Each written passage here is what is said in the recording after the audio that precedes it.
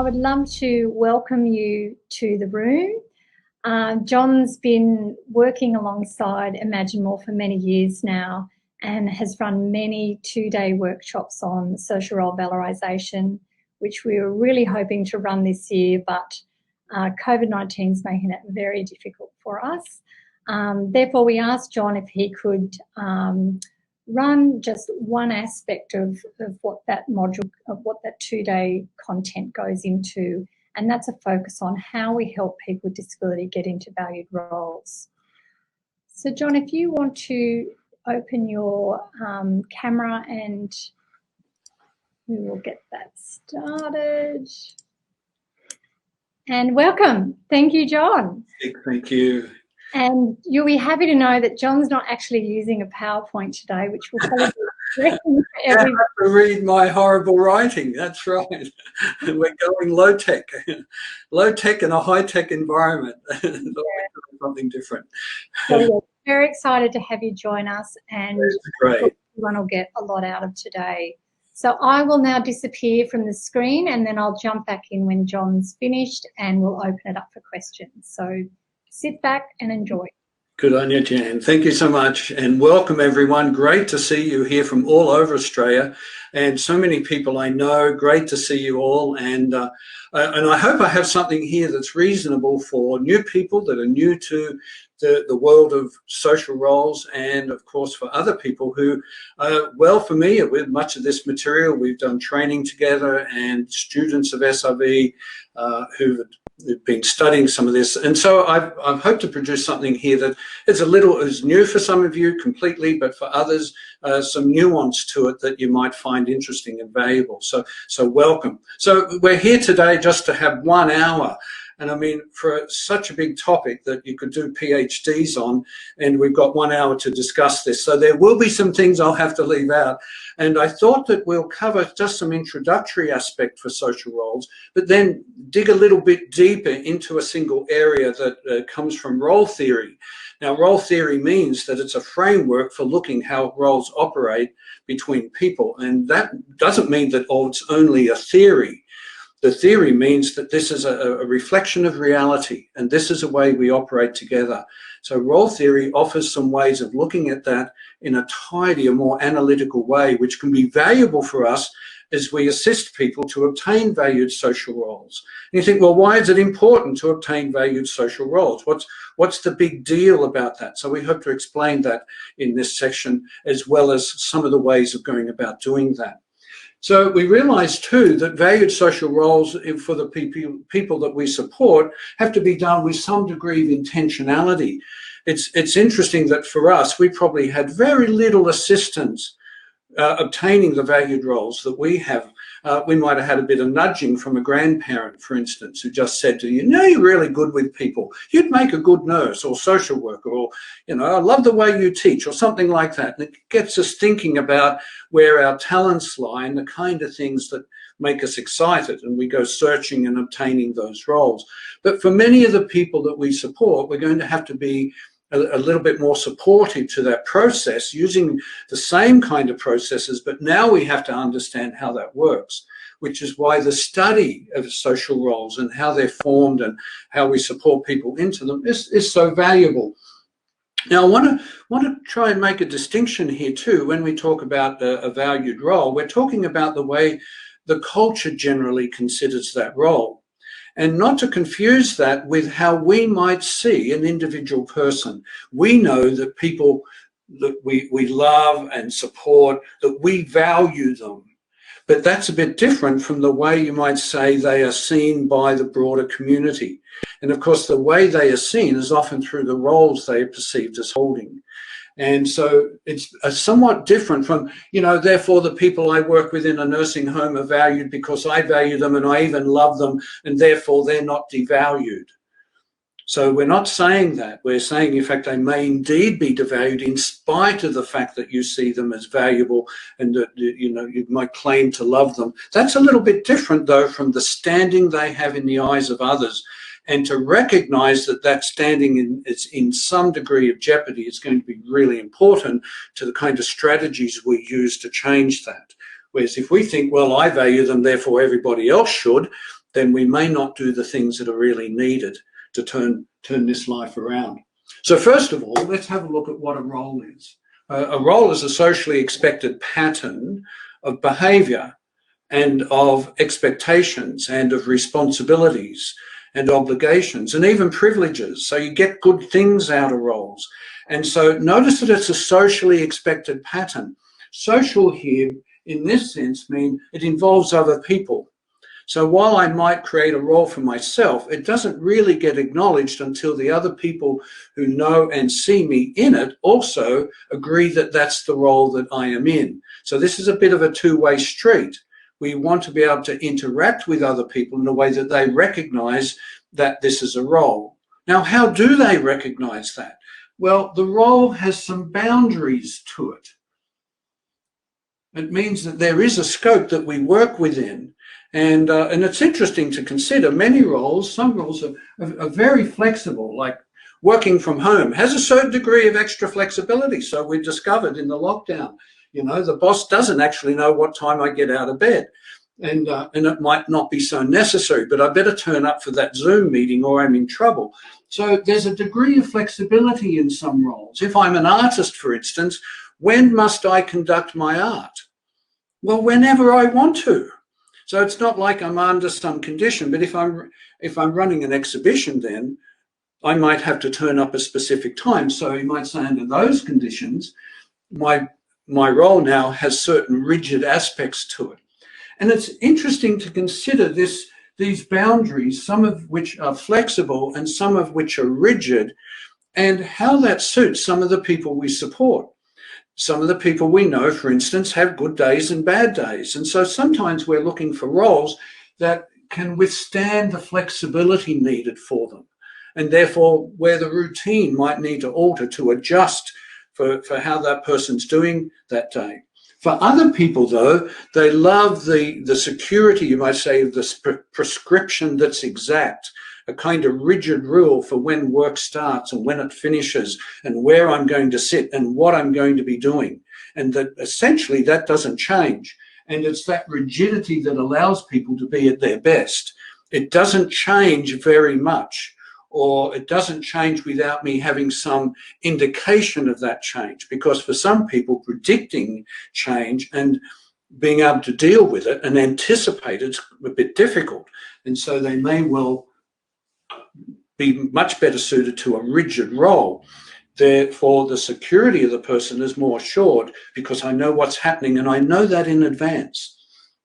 So that's an interesting kind of dimension of roles and of the boundaries that go with roles. Some roles, of course, if you violate the boundaries, you may lose the role. And so if you break the speed limit enough and your points get up, or if you're found drink driving and recklessly, and you may lose your license. You've violated the boundary associated with the role. If you don't look after your kids, you will lose the role of being a parent. That's a very grim kind of prospect. And so there are boundaries, and some of the implications of failing a role can be quite heavy, such as losing a job or losing your home if you fail to pay your rent adequately or your mortgage. And so that there are boundaries. If you want this role, there are conditions for meeting it. But within the boundaries, there can be some interesting scope for flexibility. And again, the flexibility is not just about the boundary of the role, but might exist within the role as well. So for instance, a young teenager negotiating with their mum and dad about how late they can stay out tonight. Now, if they're in Melbourne, it's 8 o'clock because we've got a curfew that starts at 8. So you've got to be home at 8. And it's not very flexible around that. If you're caught out, you may in fact get arrested or cop a fine for that. So the boundary is tightened. The point here, though, that I'm wanting to make, and I've probably written this a little bit small and it's a little bit, is that these things can be negotiated. And that's the feature of the social role, is that there's an interaction between people that allow for negotiation. And if I do some things over here without having first negotiated, I could land in a bit of trouble about that. Some roles don't have much negotiation to them at all. we think of airline pilot being such a flash role, you know, flash in the sense of a high status and value, but they can't just fly wherever they want. They can't fly to Sydney from Melbourne and decide, let's take a look at the Kiama blowhole this afternoon, shall we, and fly. That's the end of their job. They've got to fly precisely where they're told. And so if you don't like others telling you what to do, being an airline pilot's probably not for you, because that's the way they exist. But some of these things then are negotiated, and it's a bit of a dance, so that in certain roles, as I'm learning to identify who I am and what role I'm in, I also have a little room to individualize that. So I might negotiate with the boss about where I sit or where I put my belongings while I'm at work. But if I go ahead and just put them in the secretary's office, they might have something to say about that. So there's being careful to sometimes lay the groundwork, especially if we want to make some adjustments to the role. So for a child going to school, are some adjustments needed? You know, about what time they arrive at. If there's an extensive preparation that's needed to get ready for school, that might be a point that's negotiated rather than demanded. So in this day and age, we're seeing lots of people make sudden demands in roles, like what's her name? Bunnings Karen, did you see that a few weeks ago? The lady kind of there wasn't much in the way of negotiation there, as she was telling this young worker at Bunnings what she was allowed and had a right to do, none of which was actually true, but she was insisting on this. And so when we insist too much on our own way, in a context where negotiation is warranted, we may actually find barriers begin to come up to us. So I don't think Karen's invited much back to Bunnings these days, you know, if you've seen that little piece. So it's like, if we want to bring people in, we talk about being included, then we sometimes have to incorporate the idea that here's a role, and if we're wanting certain adjustments to that role, which is fair enough, we have to take care about how we do that. Another way of looking at some of this, of course, is that the roles we're after for people are the positive ones, and we'll look at in a moment why. And my pen's drying out, and that they are positive because they also they're regarded as positive. The status associated with the role is positive, and there are good implications and impacts that come when people hold positive roles. One being that I get to hold the status of the role, and then we can compare that, of course, to negative roles, the ones we tend to want to avoid, because they too bring negative repercussions to them. And quite often, for many devalued people who are cast into these roles, even from birth, they're the kind of roles we're helping people to escape from or preventing in the first place. Because sometimes for people, when they descend or have negative roles imposed upon them, in time they may choose them and they become very hard to escape. And so we want to prevent the entry into those negative roles. Now, you then consider then the impact of these. And we can sometimes do this in our own life. A very handy kind of exercise is to do what we call a role inventory and consider, for instance, what roles you have in your own life. And you know, what are my relationship roles? What are my work roles? What are my special interest roles? What are my daily roles? What are my less frequent roles? And you end up with a considerable list. In fact, it tells you why you're probably, you know, flopping into bed so tired at night. And although some of these roles have been curtailed, of course, if you happen to be in a lockdown area, you're prevented from fulfilling some of these. And it might feel a little bit restful for you at the moment, but stressful in other ways. So the impacts of these are pretty important, because roles allow you to grow and develop. They allow you to participate with others. All of our relationships come from our roles. They structure our time and give us that sense of place. They define who you are. So your self-definition comes from your roles. You don't even see roles as particularly separate from yourself. You and the role are kind of one of the same thing, and it's hard to distinguish you from your roles.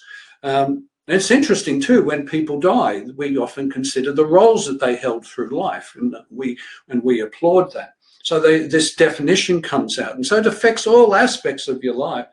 And for people who are at risk of being devalued, You might say a valued role is stronger than an impairment in shaping the mind of other people. So rather than seeing only disability, so to speak, and concentrating our view of that, the valued social role comes in and brings a different perspective, and a valued perspective, because status is the thing, as I said, that we also get from our valued roles. So this feature of being stronger than the disability, because if we only see disability, we tend to magnify that and head for the door kind of thing. Whereas if we see a valued role, it transforms the way the observer sees the person. And that's what we're after, because that'll transform the way the person then gets treated in a really natural way.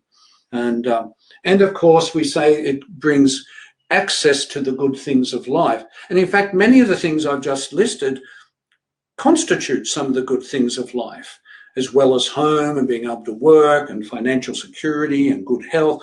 All of these things everybody wants. They're the things that we all seek in life, is to experience these good things in life. And in SRV, we make an empirical connection, that is, you can see and observe it, between the roles you hold and the value of those roles to your access to the good things of life. So these are really important.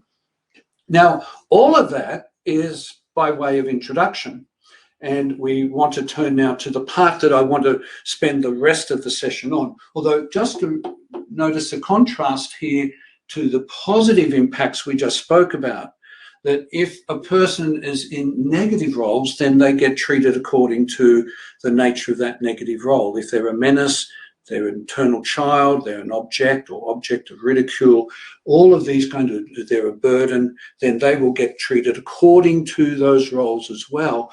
And they get denied access to the good things of life. They're the people we see as not eligible to experience these kind of things. People don't want to be with you and don't want you to participate.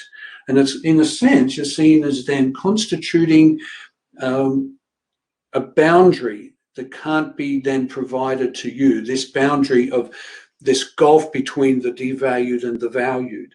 Now, we might say it shouldn't be that way, but it is. And in a sense, the way to change it then is to help people obtain valued social roles.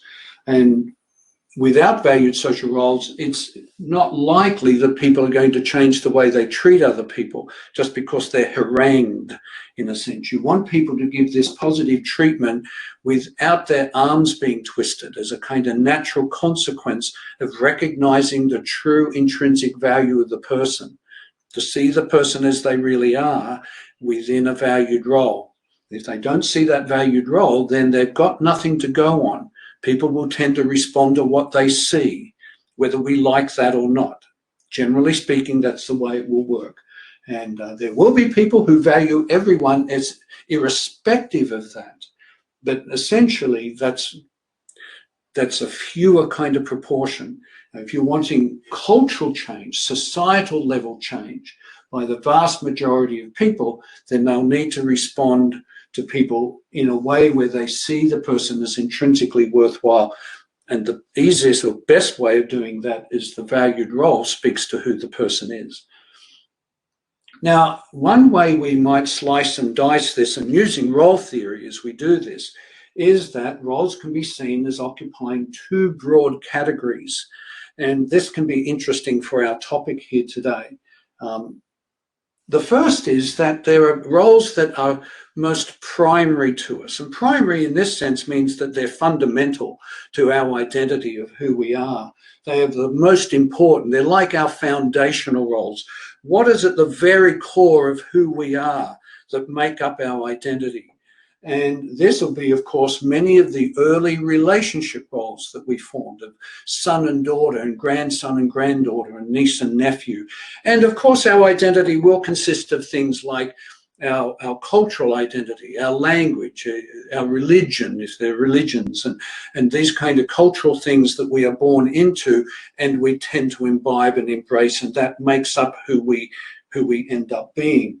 But part of that are these primary roles, and many of them are very positive because they give us from the very outset a sense of identity.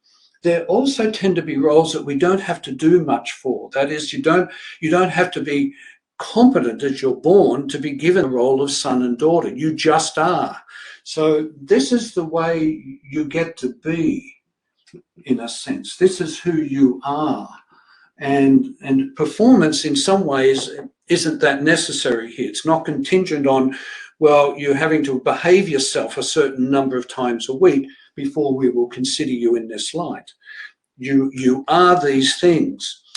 And what's interesting then to consider that as we developed as young children, we went then on to develop some secondary roles. Having laid the foundation here, we can then become a kindy kid and a soccer kid and a swimming kid and a school kid and a maths whiz, the basketball player, and so on. And so these are, you might say, are more of the doing roles where we get out. And it begins to broaden us from the primary foundation that we started with. And we get to then relish these secondary roles. It broadens us. The number of roles begin to grow.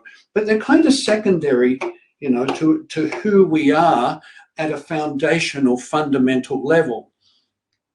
Now, we also see a bit of a feedback loop here too, because some of the secondary roles that we discover are things that we hold more dearly to us, and we might begin to expand them and make them a bigger role, because some of these are quite small, perhaps to begin with. I might be a stamp collector, for instance, and I might, you know, spend a few hours a month or so, a year even, you know, collecting the stamps, pasting them into an album. But they kind of don't, that doesn't kind of define me very much. It's an interest I have. It is a role, but it's a small one. And small ones are handy when you're starting to support people into valued roles, because they're easier to obtain. They're easier to learn about. And they can still transform a person who doesn't have many roles, as at least to start with some small roles. So now and so you see this feedback loop between secondary and primary roles, that if I discover something down in the secondary roles here, I may enlarge them to the point where I bring them back up to become a part of my primary identity. It's not just something I do down here, it's now something that I am. So for instance, you might have done some art at school. I did art at school, but I'm still a lousy artist. I can't even write clearly, as you can see. And so, but for some people, their art becomes almost like a calling, and some roles are like that. And where you begin to invest large amounts of time and training, associations with other people. And you might even set aside space in your home or even a studio, and what you buy and the things that you gather together, and the time you put into it begins to occupy more and more time. And you attend classes and you go to exhibitions, and then you start having your own exhibitions and selling your own art. And you might even jettison certain other roles that you had to have that you were developing here, because this particular role is really what you want to be. In other words, then your role as artist,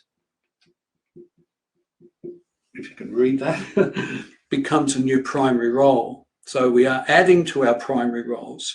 And some of us even met people down here. You often get to meet new people and form friends down here. And sometimes they become someone who's really, really important to us. And they pop back up here too. So you might now have a spouse up here who was just a student down here, a friend. And that secondary role is now expanded enough to begin to define.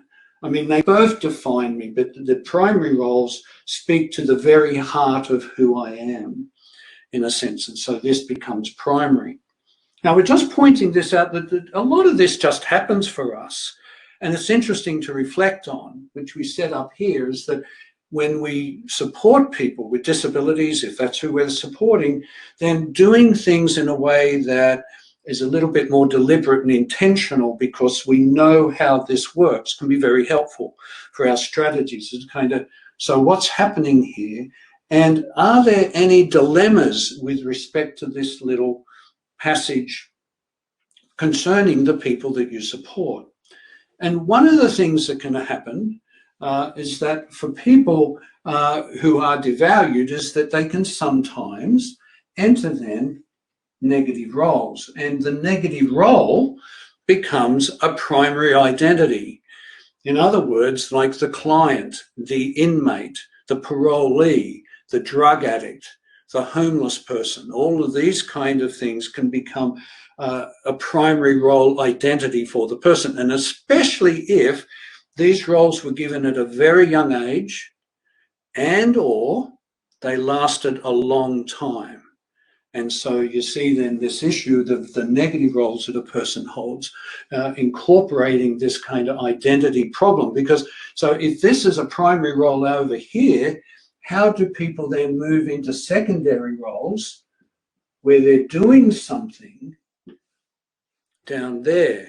If, there's an old parable that says, build on the rock and not upon the sand, because you put a building on top of this, it collapses. It might do. And we're going to look at a little while at some other things we might do here. So sometimes starting with shoring up the primary role identity might be a helpful strategy for then building the secondary roles on top of that later. And you might say, well, how come that's the case? Because when people are in negative roles here, they will tend to travel with their negative role into the secondary role domain. Just like when people are in positive roles here, all the attributes, and we'll look in a moment at what you learn in your primary roles, we tend to take those to our advantage into the secondary role domain. But do people who've only ever had a negative primary role get to be able to then form adaptive secondary roles? And what we're saying here is that it gets a bit harder, doesn't it?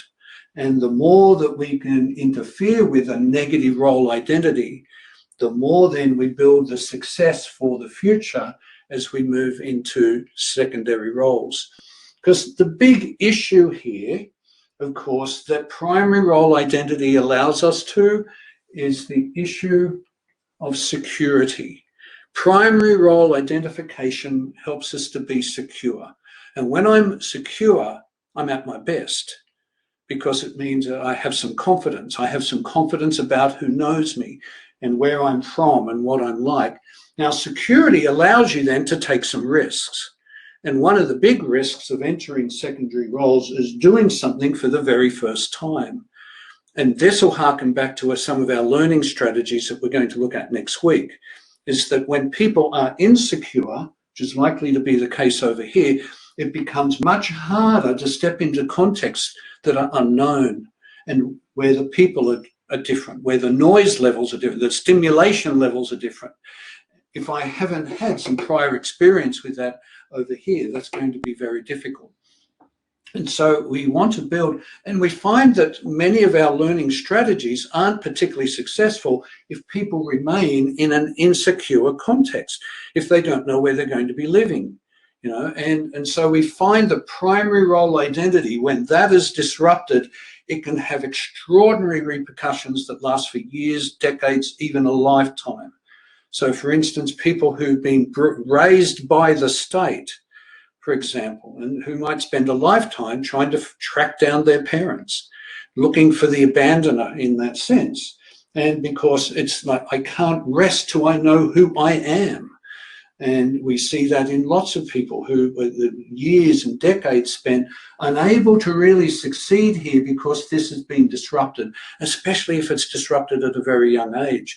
Even later in life, where we were married and then became unmarried, kind of thing. It's very disrupting, but we usually have enough background here and confidence that we move on. It still disrupts us, but we get on. But imagine if that disruption essentially was the nature of your primary role identity. That's extremely disruptive. We just can't come along and just say, oh, you could be this kind of secondary role, like get some role working or something, and you find that it falls apart because some of the disruption in the primary role here carries across into the new secondary role context. So you might say, what do we do about this if this is the case?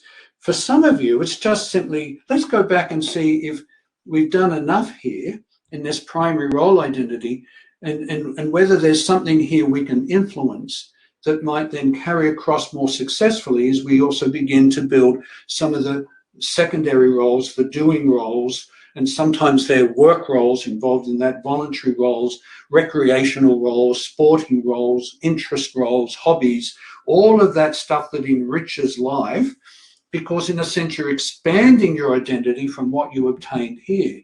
But what's to expand from here? I'm trying to illustrate the difficulty that might exist, and why sometimes when we take people who might still even be living in pretty negative environments, perhaps a bit of a dysfunctional group home where the wrong group of people are having to live together, may even hate each other, and we say, well, let's build some valued roles in the community. And you just know that's a little hard. It's a bit harder than we would like. And the hardness of it comes because this is still not very good and is creating some repercussions here. Now I'm going to do something very high tech here. Turn the whiteboard around. How about that? Pretty high tech, huh?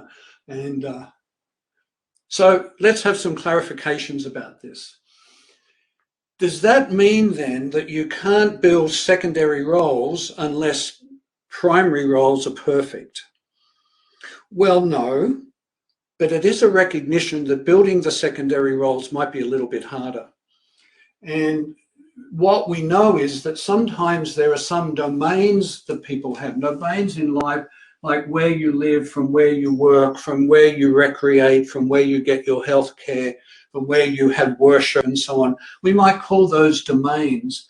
And when we look at the domains of life for the people we know and support, some domains are working well and some aren't. And it may be that the primary role domain of home is still not very secure for people. Like, I know people who get moved around 5 times a year. You know, in foster care, kids get moved 11, 12 times a year. It's so disruptive. So does that mean you give up on their education? Well, no, it doesn't mean that. And sometimes you can work in the domains that aren't badly affected. Wolfensberger would say that aren't degraded, the domains that aren't yet degraded. So see here, the less degraded domains, where some aspects you think, we can't get to that one yet. That's a really hard nut. So rather than expend all our energy trying to fix up this currently unfixable situation, let's work over here where we can make some progress. However, if the primary role domain is the one that is disrupted, it's probably going to be a bit harder because of security. So where might the security come from? If it isn't in the primary role context of home and the stability or instability of those relationships and how kind they are, how loving they are, how giving they are, if that's not the case, then some of our effort's going to be made a bit harder because of the problem associated with security. And some of the ways that people have learned to deal with these dysfunctional environments is to develop behavior and habits that help them to cope with that. And sometimes those habits aren't particularly functional. They're functional in a dysfunctional environment. But when the person goes then to a different environment, they may take the functioning habit with them. So I was an advocate for a man for 9 years and a guardian for health matters. And he was a man who had no language, who was profoundly deaf and had autism and intellectual disability and had grown up from the age of 4 in an institution.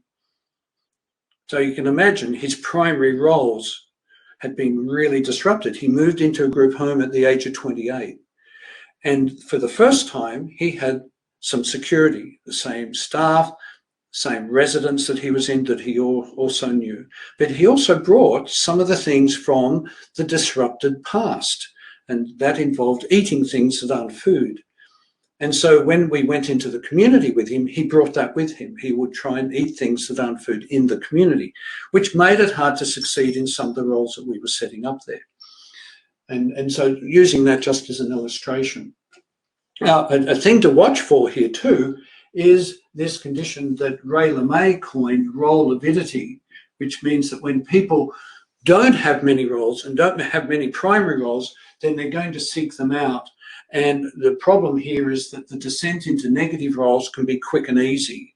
So I can become something quite negative quite quickly and easily. You know, I could start cutting or being disruptive to people or furniture or things like that. I can descend very quickly, whereas ascending into a valued role is slow and hard. So sometimes this also tells you, you better move quickly, because once people descend into some negative roles, like if I became an alcoholic, the habits would be so great, I'd never escape them again. I'd spend the rest of my life trying to get out of that negative role. So one of the implications for us is to try and prevent people doing that descent in the first place. That's why helping with that primary role context. And for many of you, your parents at home, and you're raising your children, and you're wanting them to be able to provide the primary roles there. So that gets tricky as well, because that's not always so straightforward. Even some families think that their child with a disability may be an eternal child, may never be able to learn, or must have, for instance, paid staff around. So let's apply to the NDIS and have a paid worker when they're just 4, kind of thing. And that all they're interested in is what money they can get, because I have a disabled child, in a sense. And the disability, once again, is the large distinction. It becomes the role, rather than all the other roles of life and home, and as a child with parents and grandparents, rather than those things being the things that shape who this person is. And so you see a kid who's sort of surrounded by 24/7 staff and entering a system life, a service life, because they're a client. That's their primary role identity. And that's perhaps one of the roles you don't want to help people descend into. You want to avoid the descent into a role like client, and the dependency and victimhood that might tend to perpetuate. So we see that when we're in positive roles, we learn all sorts of things as a result of that. And some of these things, it's interesting to consider, they're things that paid staff can't provide. And that's interesting, is that the service system has no way of responding to certain types of needs. And primary role identity, though, is where these needs kind of get met. So learning the feeling of acceptance, right? To be loved and to love, learn to love, to reciprocate that. And so to belong and to be missed and to be cherished, and then to share and have joy and experience sadness and disappointment, to learn to negotiate and take turns and pulling your own weight and not always having things your own way, you know, like you fight with your siblings and you sort it out. And, you know, what are we watching tonight? Who has control of the power? You know, the TV controller. Like, these are big things you have to learn about. And of course, to give and receive affection. See, you're not allowed to do that with a worker. Thank goodness, you know. And that's, you realize that there are intrinsic limitations to what workers can provide people and the kind of needs that they can meet. And therefore, you just can't get workers to do this stuff. You can't provide primary roles in a formal paid service context. People need to have their primary role identity is to be essentially in unpaid environments where people love you, not because they're paid to or have to, because there's some policy about it. And so you could have a policy on loving people, because love can't be coerced. Payment is a type of coercion. Will you go there at 2 o'clock Saturday afternoon to do this thing? I'll coerce you with some money. Oh, okay, in that case, I will. Right? That's a coercive thing. Freely given relationships aren't coerced. They do things freely. That's why we say they're free. It's not just money, it's the will in there. It's the commitment in there. And so we learn these very positive things. And of course, these are the things, if you're in a negative role identity, like prisoner, escapee, parolee, refugee, you know, all of these things, you're not getting the primary role identity of that. And so you notice then this link to security. Who am I? What am I like? How am I considered? Can I grow and learn? So it's some really important questions here that, you know, am I valuable? Can I learn? Those kind of things. Am I competent? You know, they're key identity questions that have to be answered, and you only get to answer them in the fulfillment of that primary role identity. And so that would be a kind of ideal. And so the question is then, if people don't have the best primary role context to exist in, what might we do about that? And then we're getting very close to the end. We'll be able to take some questions and have some discussion. And so what might help build, because some of you may be supporting people who live in a service setting and where their home life is a service life. But there are some very good group homes I've visited. They're a bit rarer, but where they've understood the nature of home. And even though there are some limitations, given that you've got people coming and going and rosters and all of those regulatory requirements, and yet it's people's homes, the service knows that. And so they work to lessen their footprint, so to speak, in people's lives and turn over the home. It's their home. So the agency might say, we're not going to run our meetings there. We're not going to, you know, have parents visit informal meetings in this home and bring therapists in and do, you know, that's our stuff. We'll do that somewhere else because this is the people's home, and we're not going to interrupt that. We'll get rid of all of our signs and our, you know, we may have to have some of that there, but we're not going to have that so prominent because we want the business of home to be uppermost. So here are just a couple of points then, just a couple, and there could be many more that you could think of what helps to build a positive primary role identity. And the first, of course, is having freely given relationships. And it's still amazing to meet people who've never had a friend.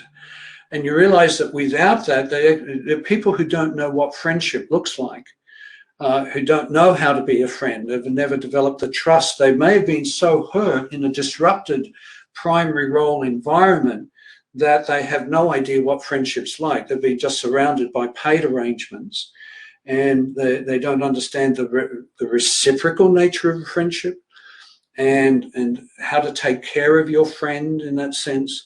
And we strike this in citizen advocacy when we form a match with someone who's never perhaps had a friend or hasn't had a friend for decades, and someone comes into their life, and very commonly the protege, the person with a disability, sees the relationship as just another worker.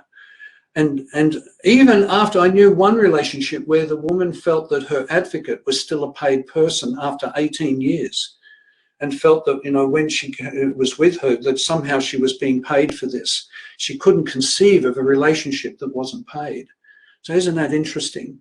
And that affected the reciprocal nature of it because, again, in paid relationships, you're essentially a recipient. The service system wants nothing back from you. In fact, you know, a worker's not even allowed to accept a gift or a card. Right? So it's an odd relationship. It's really weird. And people have never experienced what it is to give and receive, and that the reciprocity. And of course, we know there's so much. That's such a lovely thing, because there's this saying that says it's more blessed to give than to receive. You know, so we really become a person when we get to give to others. But imagine growing up in an environment where no one wants anything from you, nothing. And no wonder I don't know who I am, because it's in the giving you get to learn about who you really are. So freely given relationships, and then that means there's some stability. It also means you enter a valued role as a friend, as a neighbor, as a citizen. And you have these valued roles, and the relationship itself speaks to how valuable you know now are held by another person. You may even bring other people into your life. So you're valued through your relationships, and now you get to participate within them. And this also helps ensure the well-being and safety of the person as well, because while the service system comes and goes, their well-being increases because there are people here who aren't tied and have a conflict of interest with the service system. So you might say their advocacy is greater. It's a bigger safeguard for protecting the well-being of this person. Then, of course, it'd be great if the staff stick around, like good, committed staff stop leaving, and therefore what an agency might be able to do to help good staff stay longer and get to know people really well, and especially in primary role contexts and home, build the conditions for home, which is what we want to end on. And so there are some primary roles within home that can now be developed. And we often, for all sorts of children growing up in home, we start very early with these. And one is the house sharer role, like can I live with other people and get on with them and function well? And of course, as we get older, but even starting quite young, we start to develop the homemaker role. Now, the homemaker role especially is a fairly complex role, so it's a big role, whereas there are many elements to it that are little. So for instance, with kids, you get little kids to start helping you to do the washing up. And it's amazing because little kids like washing up. Older kids don't like washing up, and you can't get a 16-year-old to wash up, but you can get a 4-year-old to wash up, and they kind of love it. They think it's so great.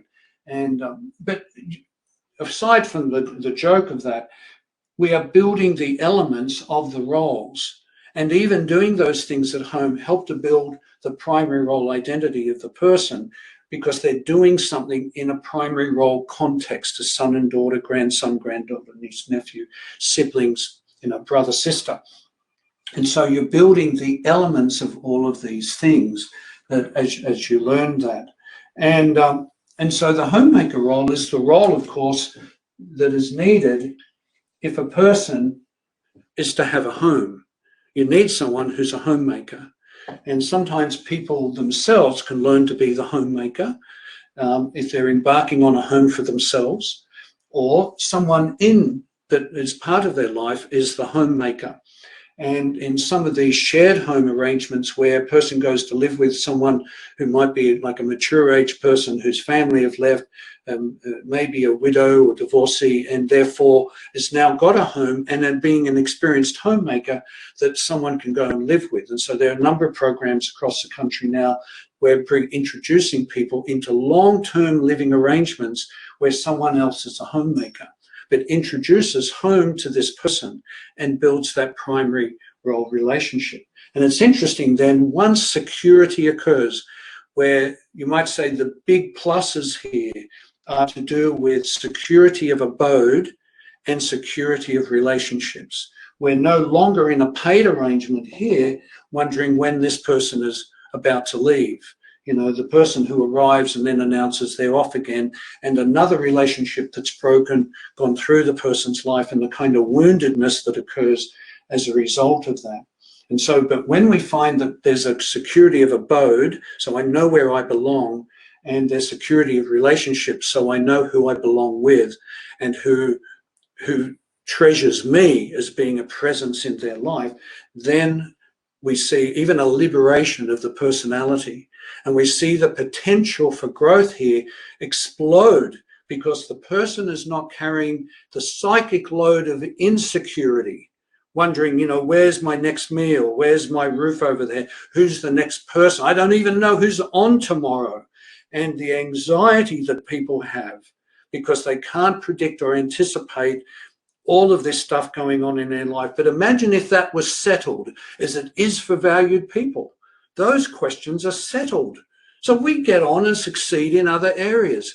Devalued people don't have those questions settled. So the anxiety associated with that, to the level where people can almost be panicking about this. And then we come along and say, well, we're going to teach you some independent living skills.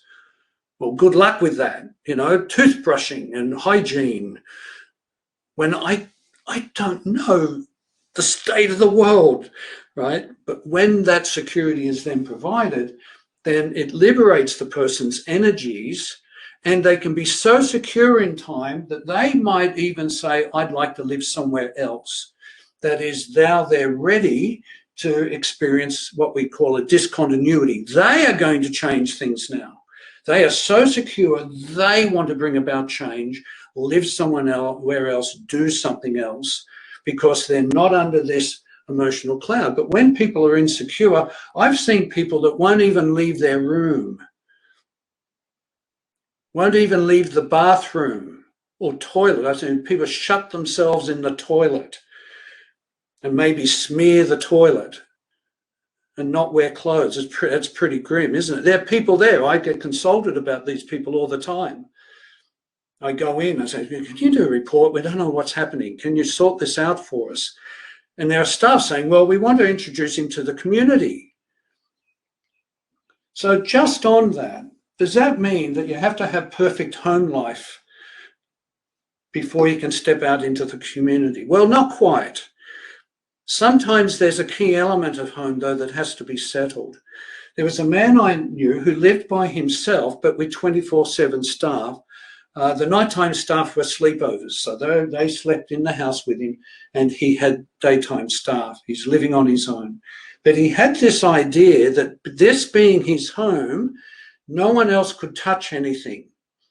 And so when staff arrived and tried to make a cup of coffee and get the milk out the fridge, he became really anxious because that's mine, to the point then that he would potentially assault them. And he did on several occasions.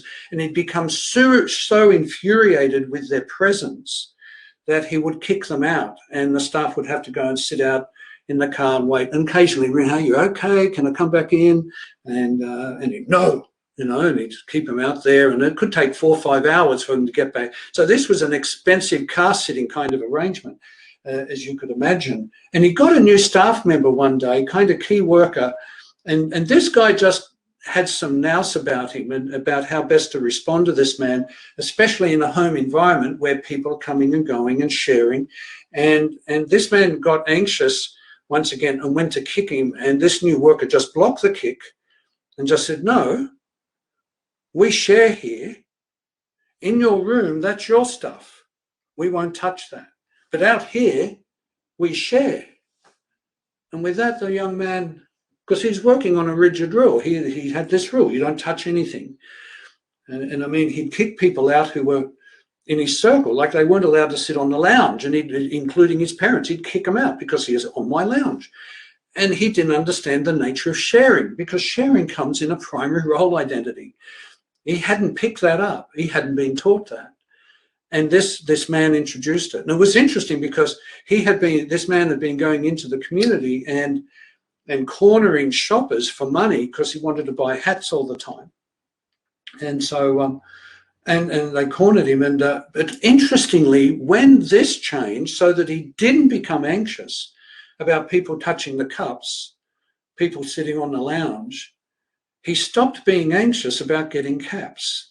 It was fascinating because he actually started saving up for a holiday that took him about 6 months to save for. In other words, instead of living on day to day in this anxiety cycle of people touching my stuff and I need to get hats, it released him from that anxiety, and he could now have a long-term plan and say no to immediate things that he used to have. And say, no, I'm not having that because I'm going on a holiday. Right? He was now trading off the present for a better long-term future, whereas so far he'd been trading off the future to satisfy his present requirement, his present desire. So did that mean that all aspects of his home life were now perfect? Well, no, but a key element was that now meant that he could interact and move into secondary roles in a much more favorable way than he was while home life was so fractious, and him working on this. Now, that's his story, so not everyone's going to look exactly the same, but there is an element here. So you don't always have to have like, who has perfect home life? Like all our families are a bit dysfunctional, hey, and I had 3 kids. I was 36 and my mother still wanted me when we visited them at home to kind of be home by 9:30. And I thought, Mum, like I'm 36, so home life is a bit dysfunctional, isn't it? So you won't necessarily, but is there sufficient here for this person to build security, which happened for him now? He could forget that question and now be secure that, oh, this is okay, and I'm home. And it released him now to get into. And the word here that we use in role theory as well, comes from role theory, is salience. In other words, this is now important to the person, not just to us and other people, but the person themselves now regards this as being so important. And salience is what you're after. What will trigger this person to grab this thing? Sometimes you don't know in advance. You only see it later on, and you say, that was the thing, that was the trick that worked for him. And that, that scenario had been working for nearly a decade in that. And then just one statement to this man gave him a new rigid rule. Everything changed.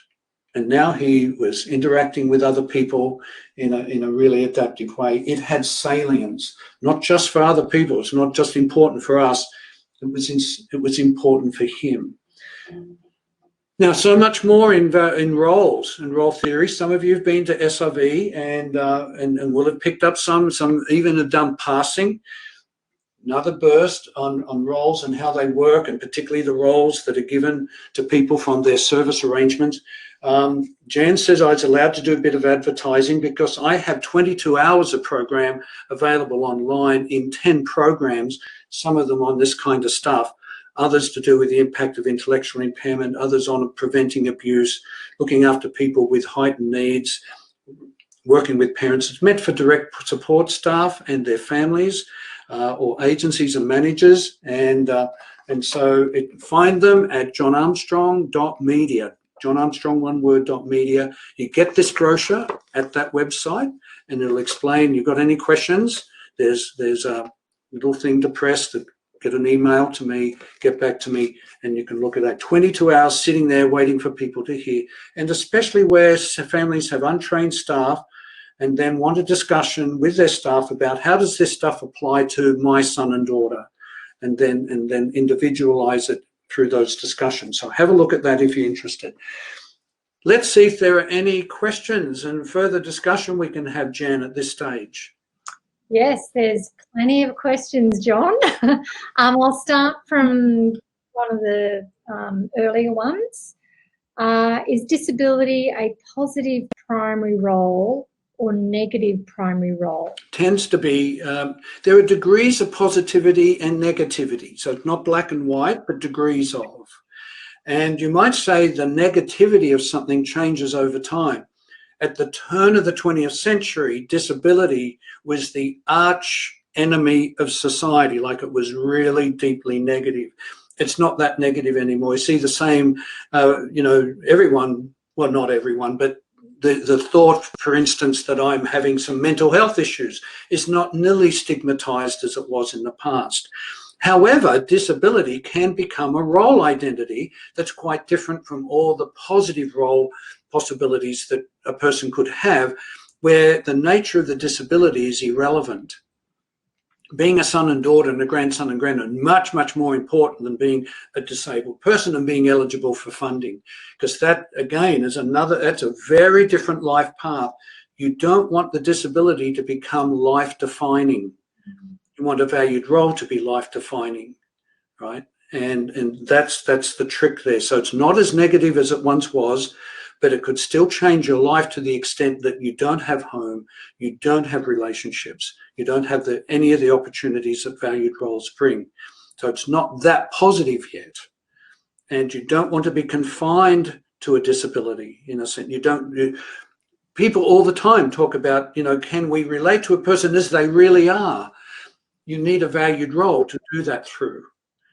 If we don't have a valued role, we only see disablement. And we tend to enlarge and magnify how terrible that is, right? We get overwhelmed by it. And so that's the thing you've got to be cautious of. You're not denying reality, though. You're not saying, well, let's just pretend nothing's wrong, like he's blind and can't see, but let's pretend. We're not saying that either. We're saying that the valued role is stronger than the impairment. We're not saying you deny the impairment, but don't deny the prospect of all the other roles either, right? Yeah, thanks, Jan. That's great. Thanks, John. That's a good question. That's a really good question, isn't it? Yeah. And another one, it sounds like role theory has a lot to say about the impact of labelling and also how medical models of disability impact how society values people. Well, there's a larger conversation we might have, and certainly in the past, we defined people in terms of the the things that they couldn't do. And we made all sorts of definitions. We still do DSM-5. It's bigger than ever. And so we still like to categorize people and then, in a sense, shrink the person to that category. And it reduces who they really are, their identity, and they may then become what we think they are, kind of problem associated with that. And the medical model did that well, because that's what medical models do. The social theory, social model of things, though, in a sense, asks how people are seen by other people. But it tends to deny that, it tends to think that the way other people see the person is all there is as well, and that if we simply change the mind of other people, then the person will no longer have a disability. That's what the term disability means. Impairment does kind of capture the intrinsic nature of what, that the person cannot see. The social model suggests, well, it's all in the external world. In other words, there's parts of the social model that are political in nature, the way we want the culture to be, the way we would like human beings to be. And some of that doesn't exactly accord with reality. It's like an ideology has been developed about how we should see people. And that it all comes from society. And it means then that we're just waiting for society to change their mind. And it can become quite militant, a kind of radical anti-community approach, where we want to beat up the community because we're waiting for inclusion, without saying, yes, but how might we prepare people to be embraced by that community and to be wanted by that community? So again, back to that point about negotiation. Are we just wanting to insist that we have our way? So that's a larger kind of political almost conversation. Wolfensberger's take on this is, what could we do that bring two parties together that had been separated from each other? And what might make each more tolerant to the other in a way that's sustainable, right? And the social model tends to adopt, we're waiting for you to change, rather than in SRV, we say, also, what could we do here that would make and help this person to be more accepted by this party over here, that they have to succeed too. Their group has to succeed. Their choir has to succeed while we help this person succeed. They come together and it's sustainable. And so there's some tension there of a philosophical nature, isn't there? About what we imagine society and human nature to be like and where we're coming from. So there are some differences and tensions. Now, there is a book on that, one of the early textbooks, and you can get this for free online now. It's available. This whole textbook was the proceedings of the very first Normalization and SRV conference here. And there's an interesting paper that was presented by Michael Oliver, which is like, one of the big names of the social model, and then a follow-up chapter or speech by Wolfensberger in response to that. And that has that kind of nice, so this is, let you have a look at that a little bit. And you can get that online, and it's now downloadable on the International SRV Association Facebook page. And now, if you might need to be a member of that, ask someone to make you a member, like write to me. Or I see Ricky Esterquest is online, ask Ricky and he'll make you a member, because a lot of people from Townsville today, and it's great to see you. And you can get that and look up those chapters and you'll get a bit of a discussion about that kind of thing. Thanks, Ricky, for putting that in the chat room, that link.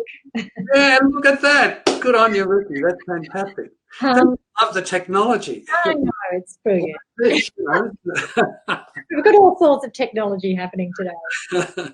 I've got quite a few more questions. Can this also relate to people with mental health disorders such as BPD or bipolar disorders that have at their core the person's lack of sense of identity? Absolutely, absolutely. And I'm not an expert in the mental health area, though I've had some close friends with considerable issues here and so I've had some first-hand experience in their lives as they've struggled with these kind of things, because you might say, one's mental health, and borderline personality disorder, tends to be conditions that push other people away, where to some extent the person may do things, demand things, that negotiation issue that other people can't live with. And so the loss of primary roles is critical. And it's interesting because security is still at the heart of this, and how one might obtain security in a context where one keeps doing things that disintegrate relationships and home life. And a number of people I've been asked to work with and provide advice to agencies who are supporting them, and finding that they've spent half their life in a remand centre because it's the most secure environment they know. And it was interesting, back to this rigidity, because one of the problems with relationships is that you can't always predict them. Some people let you down, and some people seek the security of rigidity. And what better than a remand centre where the meals are served precisely at the same time every day, and you tend to see the same people on shift, and you know what your environment is, and so on. And when people leave remand, they have their court case, they've been in prison now for so long for something that was minor, they'll go out and often on the very same day go and hit someone in the arm, pull a knife on a taxi driver, to end up back in remand. And in a sense, what's wanted is structure. And people say, well, we'll get a house for you by yourself. And it's like, whoa, that is like outer space. From a structural point of view, I've gone from something heavily structured. And that's why we often see, we actually have language for this, that when people lack that primary role identity, they might become institutionalized in a sense. And that's, they bring the world in closer and create conditions. And so ordinary life becomes almost impossible because it's simply too varied, too noisy, too random. You know, you're going to meet people on the bus that you've never seen before, you know, and, and it just pushes people over the edge. And now there are all sorts of organic issues, but often family background plays a part in some of that as well. Deep losses and wounds in people's lives, and you trace that back, and you think, yep, the primary role identity was pretty trashed. And as part of that, and so building security, and it's tricky because people get to a point where it's very hard to imagine anyone wanting to live with them, but that's exactly what they need. And that means someone, you know, who might be able to put up with the quirky things, the person, like they talk incessantly, for instance, and they'd have to have someone who could live with that kind of thing. So it gets harder. And again, it makes the point that if the primary roles identity are disrupted, secondary roles become so much harder to successfully obtain. Whereas we're so successful, we build secondary roles and we're adding new primary roles back again. Like that feedback loop is back here. And now it just got bigger and richer, and yet for people it's like feeble respite. You know? If the family life is secure, though, does that change the focus? I mean, looking at different aspects of security, if the home life is certainly, and it has always been fairly secure. That's right. I guess the trick here is that we, much like we get roles ourselves almost without thinking about it, we might also think our family life for a son and daughter with a disability, that's just ordinary. And at one level, the ordinary life, family life, it's really important. And I guess what you might take from today, let's not take this for granted.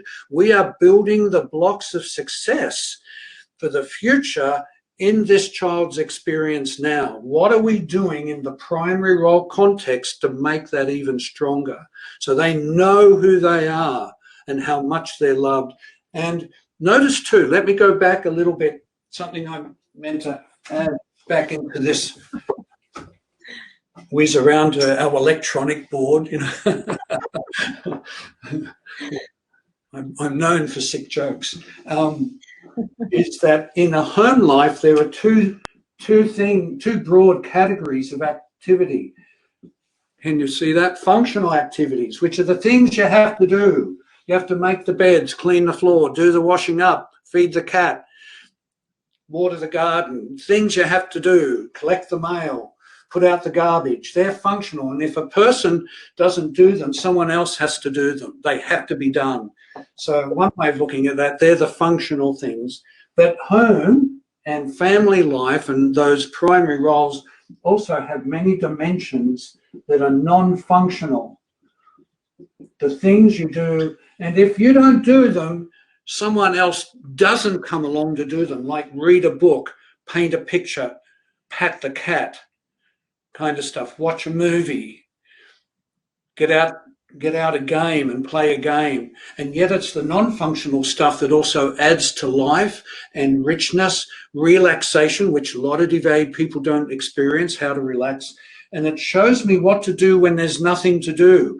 Now, these are skills, these are habits and disciplines we develop in our primary role context of how to take turns and how to finish a task and see it through. If we've got these things nailed down to some degree in our primary context, we are set to succeed in a secondary one. We've got the prerequisite skills for that.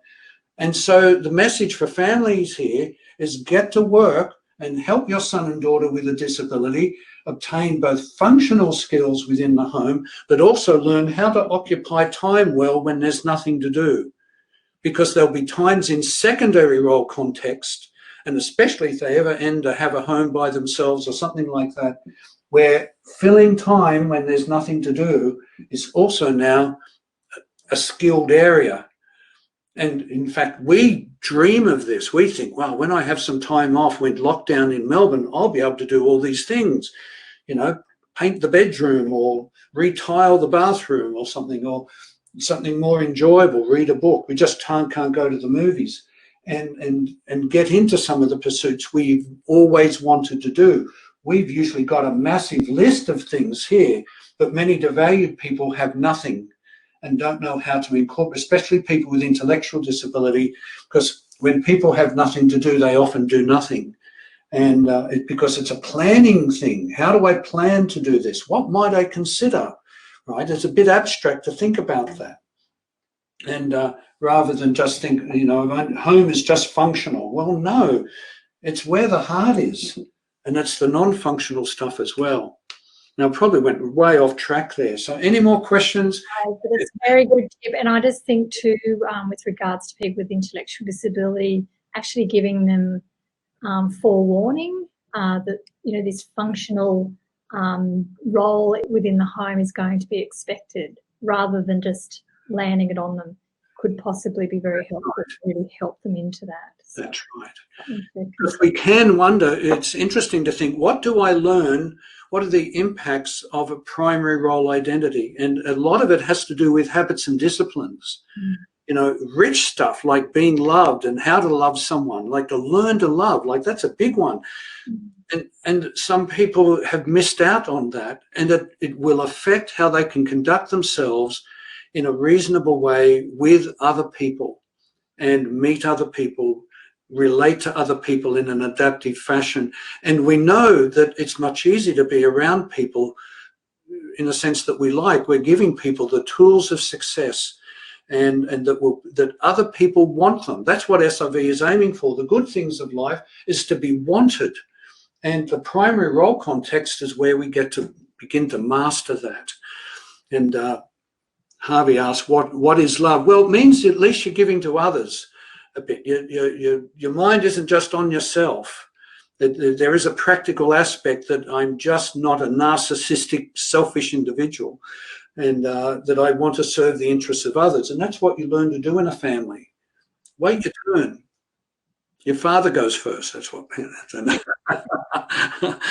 Oh yeah, right. We've got another, just about 9 minutes left. So another question here is, so are behaviours / habits able to be considered secondary roles? What's the difference? And is it helpful or unhelpful to view them as such? Certainly, secondary roles is a place where lots of habits and disciplines get exercised. And I guess our point here is that if you've already got some developed in your primary role context, that's going to be an easy transition. Whereas if they're not developed, so you can't show up, you can't have your hair done, you haven't got like basic hygiene skills developed. But generally, habits and disciplines, we're going to cover a bit next week again, because it fits into the context of a competency. And in SRV, we use the term competency rather than skill, because competency is a bit wider, and it incorporates the idea of what habits do I need to have to make the very most of this skill. And that means then that I bring my habits and disciplines. They're not a role per se, they're an element that might be needed in a role though. Right? And some roles might demand heavy amounts of certain habits and disciplines. And whereas others less so. And again, it might rely upon, on the other side, where we talked about rigid and flexible. So some flexible roles might be not so rule-based, that I don't need strong, what time do I have to go to the beach? Oh, well, when we get our stuff together, so not like I have to have a high level of dependability, unless other people are waiting for me to pick them up, and be on time. But generally that's a bit freer. But other things might need a lot of precision associated with that. And I've met many people with intellectual disability who can be really precise. And that it's a kind of habit they have, although they also might apply it to other people. Like you're 1 minute late, and I'm going to remind you of this for the next 6 months, that you were late by 1 minute. And so some people get very, very precise about that. But it's not a role so much. So you might say there are different degrees of habits and disciplines depending on the role that you are in. So for instance, the habit of a young mum, a new mum, feeding the baby at 2 o'clock in the morning is a pretty required habit. If I'm going to just ignore that baby and not feed them until 8, you're going to have big problems. So you need a habit that's at least going to take care of the child in a way that is proper. So different levels. So I think you might say primary roles are just a lovely place to learn those habits and disciplines, because as a habit, and we have a mixture of good and bad habits, hopefully more positive than negative, because if most of your habits are negative habits, the habit undermines your ability to successfully hold a role, and you might lose the role. In other words, you violated the boundaries of the role because you didn't have sufficient habits and disciplines to keep hold of it. And it's, wow, so they're pretty important kind of things. And another was, I think you may have brushed over it, but just to clarify what the domains are when you're referencing. Yeah. Let's do some high-tech things here. Let's rub off the whiteboard. I just saw someone's post related to high expectations of value. Absolutely. You get to have high expectations. Negative roles, of course, deliver exceedingly low or no expectations. Imagine living in a social world where no one expects anything from you. And so there's no expectation of growth. So we might imagine for people that there are these domains of home and work and education, which might be for children or adults. There might be finance, healthcare. This is an interesting discussion, this one, because sometimes an agency wants to know, well, which domain are they working in as well. These are kind of the main ones. Something like communication works across all of them. Transportation might work across all of them to some extent. Home is a very big one because of the range of things you're able to do there. And it's very rich in that sense. And that's where it's very hard service to provide, because they often don't realize it's more than food, shelter, and clothing, to create a home. And that's why we say for many people who are living in formal residences is that they're homeless. They might have a shelter, they have a dwelling, but they don't have home yet, partly because there's no homemaker there. There's just a series of rostered staff. And what we're saying here is that sometimes depending on, let's say, because home being one of the hardest service contexts to consistently do well, partly because of the richness that belongs in here. Let's say home was pretty average, but we're not able to influence that, then it's like, well, can we work on another domain? In the meantime, while we still try and influence these guys to get better at what they're doing, let's not stop. But what we are saying, because this, if for this person, this has been a highly disrupted context, there may be issues about how successful some of these other things might be because the prerequisites aren't there. And the big one being in terms of identity and security could just make some of these other ones that we are able to work on. Now, sometimes if this were to work well, though, it can feed back. So just like we said, the secondary role feeds back to the primary role, identity. And that can happen, but it'd be nice if this was good and strong in the first place and able to be shored up in that regard. And I guess that's what we're saying. Home is more than just a place to live. It has many more aspects to it than that. Any more, Jan? We've got plenty, John, and I'm just, I may just give you one more, but perhaps we can talk through some responses to some of the questions we don't get to, and we can. Okay. I just add, by the way, there was a service form that combined all of these in one location, under one authority. I'll put that as a hierarchy. And it's called an institution. It tried to do all of that and did none of it well. And in fact, the impact of this was devastating upon people, and largely because of the problem of primary role identity.